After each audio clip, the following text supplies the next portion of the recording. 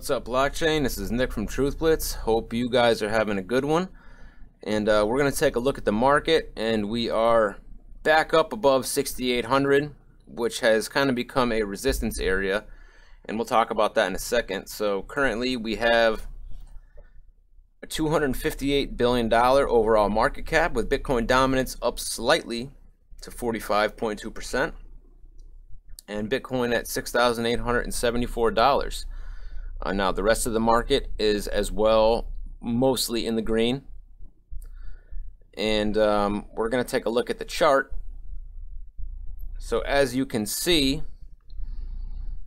we have, oh wow, it looks like we are even going up more. We are just under 7,000, so very good.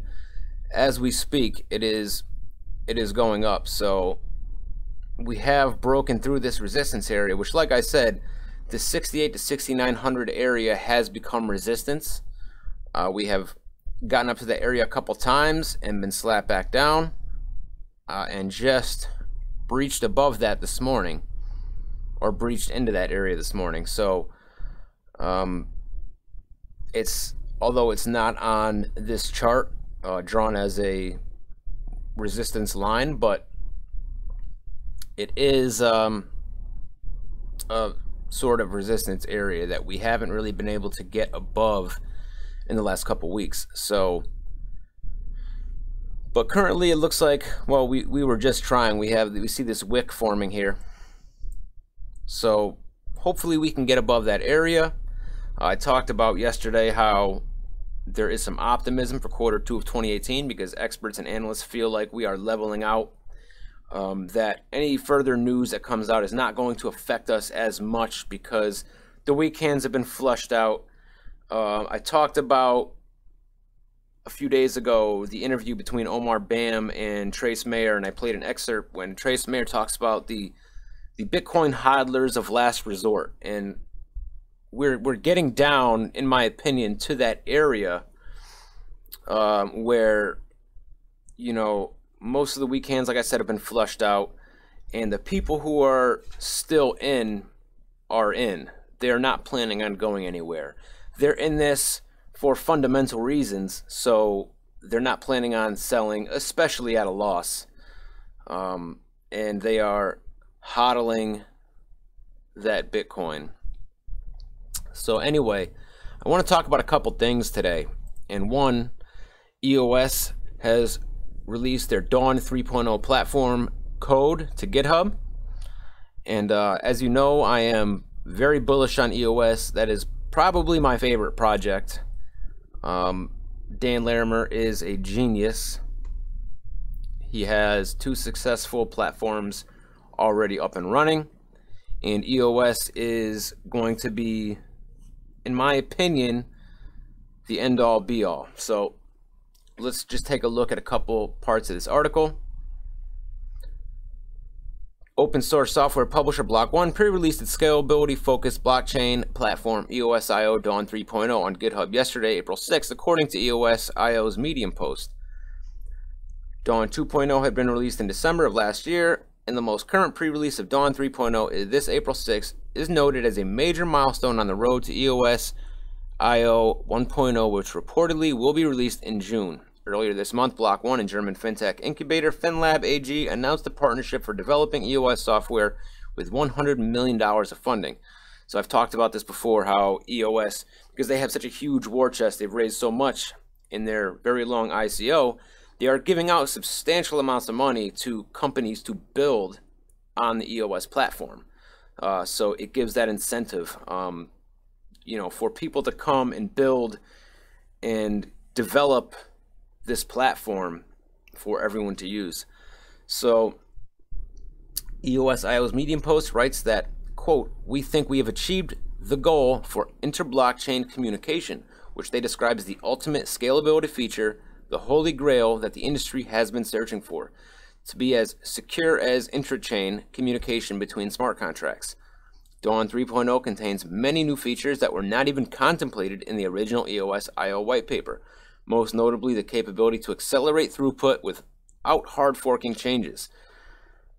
Through parallel computation, the ability to implement a light client as a smart contract, the implementation of a context-free actions whose validation computation can be pruned from replay, and the addition of a new resource rate limiting system.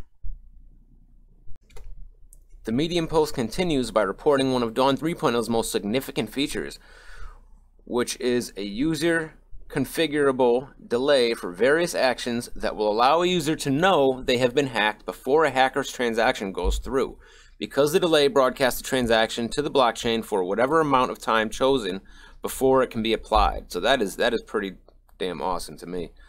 You know, we'll be able to get notified if we've been hacked before they can make the transaction. So very cool.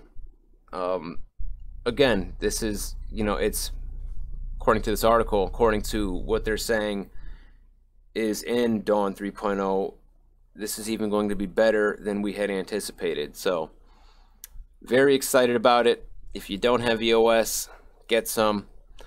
And let's talk about this next article. Now this here, not such a good article in my opinion.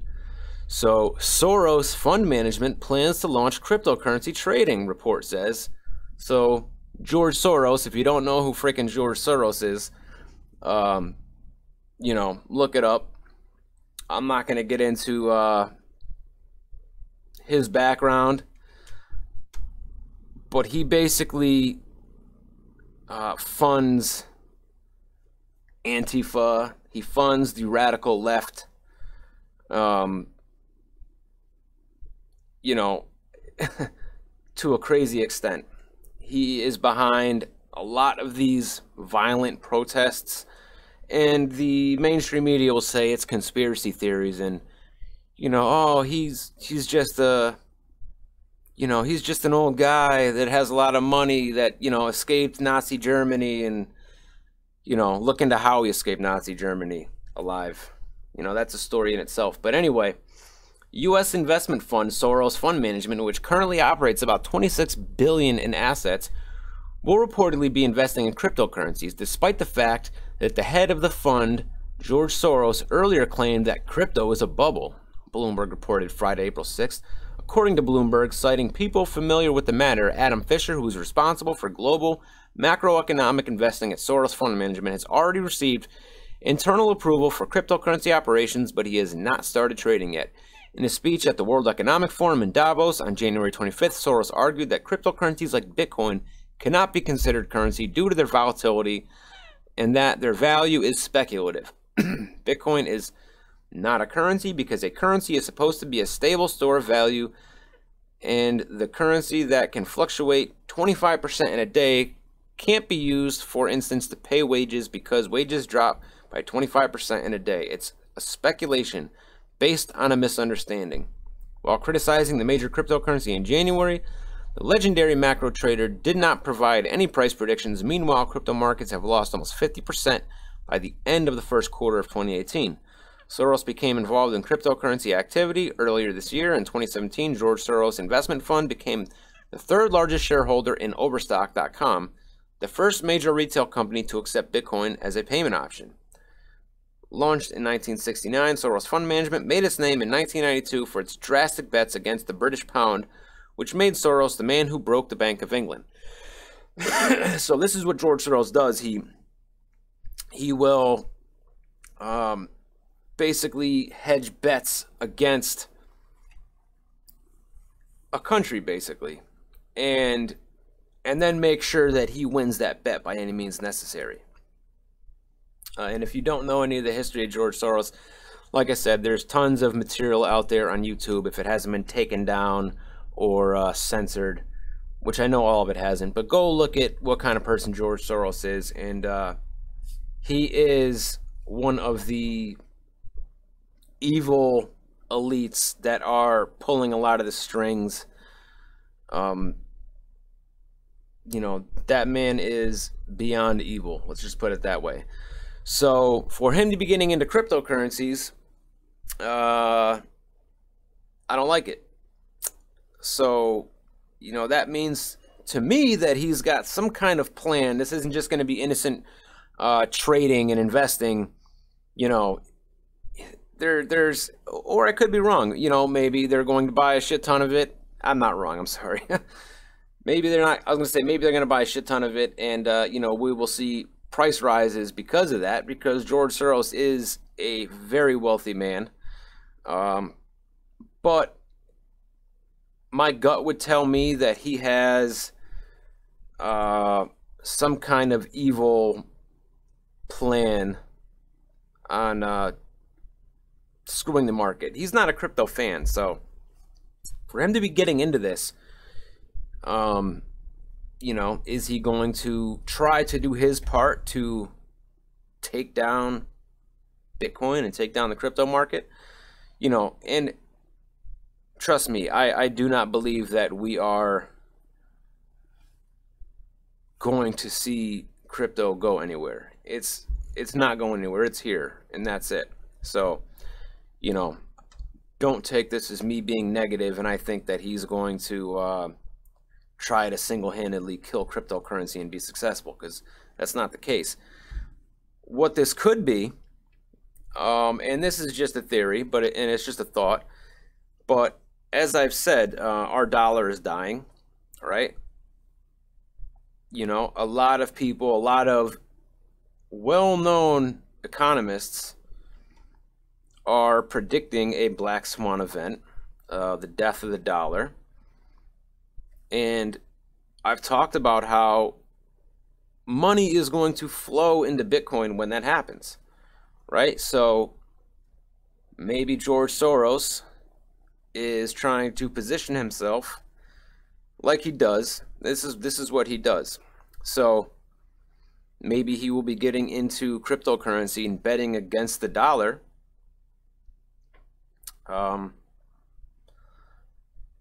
Basically because he knows what's going to happen to the dollar. So it will make him even more wealthy. It's a good possibility. Like I said, just a theory. I haven't talked to George Soros, so I don't know if that's his plan. But it would make sense. Either way, he's an evil bastard.